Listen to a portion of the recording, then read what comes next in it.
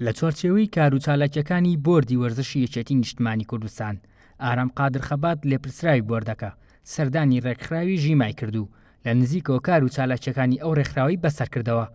کە ئەو ڕێکخراوە تایبەتە بە وەرزشی کچان بە تایبەت یاری باسکە و خاوەنی زیاتر لە 120 یاریزانی کچە و ئەنجامی بەرچاویان هەیە لە پاڵەوانتەکانی عێراق و کوردستان و زۆرینەی هەڵبژاردەی باسکەی عێراق پێک دەهێنن. ئەم جۆر ڕاهێنانە بەو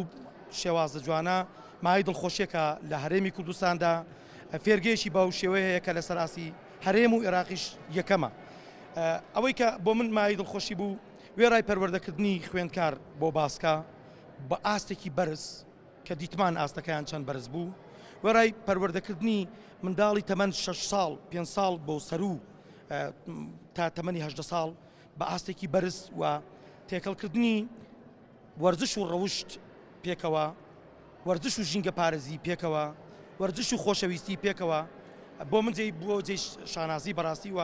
دەستخۆشی زۆریشم لە مامۆستاکانیان کرد.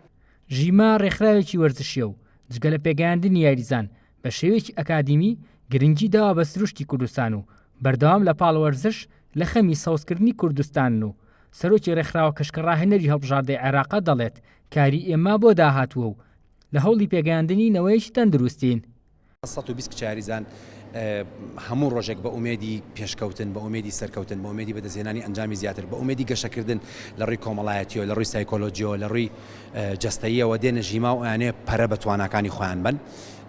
وەک خۆت ئەیبینیت ئێستا ئەو هەموو خونچە جوانە لەم هۆڵەیە بە ئومێدی ئەوەی ئەکادیمیای خەونی وەرشی دامەزێنن لە هۆڵە نوێیەکەیانە کە ئێمە وەرمانگرتووە نۆژەنی دەکەینەوە پشتیوان بەخوا بە خەڵکانی دڵسۆزی ئەم شارە. چاوەڕێی ئەوە کەن ئەو هۆڵە افتتاح بکرێتەوە بۆی بچنە ئەوێ شوێنی خەوتنی خۆیان، شوێنی نانخواردنی خۆیان، شوێنی تەمرینکردنی خۆیان، شوێنی دەرس خوێندنی خۆیانیان هەبێ کە ئەو مۆدێلێکی نوێ لە وەرزشا کچێک بێتە وەرزشە و لە وەرزشا وانە بخوێنێ کە ئێمە بەنیازین وانەیان پێ بخوێن، وانەکانی ژیان، وانەکانی لایەنی کۆمەڵایەتی، لایەنی سایکۆلۆژی، جگە لە وانەکانی ڕاهێنانی جەستەیی و یاری باسکتبۆڵ لە کۆتاییەکەیە بە خۆت زانی هەڵبژاردەی عێراق ڕیزەکانی تەنراوە بە یاریزانەکانی ژیما. ئەوتێناوم بە تەواتی گۆڕاوچکە ژیما بۆ ماڵی دووەمی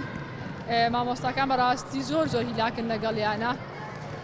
پێشتر خەوی ڕێک نەبوو، خواردنی باش نەبوو، ئێستا بڵێن خەوی ڕێک بووە، خواردنی باش بووە. مامۆستاکە جانێ بە هەموو شتێک لە مەکتەبا باش بووە، چکە لێرە لێ پرسنەوە چەند من هەوڵی لەگەڵێم ئەوان دوو ئەوەنە.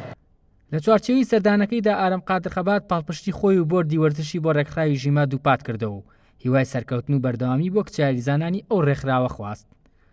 من زۆر سەربەرزم کە ئەوڕۆ لە خزمەتیاندا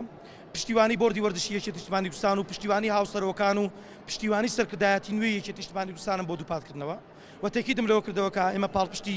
هەموو تواناکانی لە هەموو ناوچەکانی کوردستان بە ناوچە چێشە لەسەرەکانیش و کار دەکەین بۆی کە لە هەموو ڕووەکانی وەرزش نەک تەنها تۆپی پێ، نەک تەنها باسکە، نەک تەنها بوارێک لە بوارەکانی وەرزش بەڵکو هەموو بوارەکانی وەرزش پشتیوانی گەنجولا و وەرزشوانانی نیشتیمانەکەمان بین و لە بوارە جیاجیاکانی دیکەی کای ژیانش لە هەرێمی کوردستان سەرکردایەتی نوێ و من وەک ئارام قادر خەبات پشتیوان دەبین و هەوڵدرین هەمە هەنجیمانە بێت لە ئەرگانەکانی یەکێتیدا بۆ خزمەتی زیاتری هەموو بوارەکان و بە تایبەتیش وەرزش و بە تایبەتیش توانای گەنجان لە بوارە جیاجیاکانی وەرزش. ژیما یەکەم ڕێکخراوی وەرزشیە کە تایبەت بێ بە باسکەی کچان و بەردەوام لە چالاکی و گرنگی دان بەلایانی پەروەردەی و ژینگەی و توانیویشانە بۆ ئاستە بەرزیان کۆنتڕۆلی پاڵەوانتەکانی کوردستان و عێراق بکەن بۆ سەرجەم ئاستە تەمەنیەکان. شپانڕۆڤگەلی کوردستان، سلێمانی.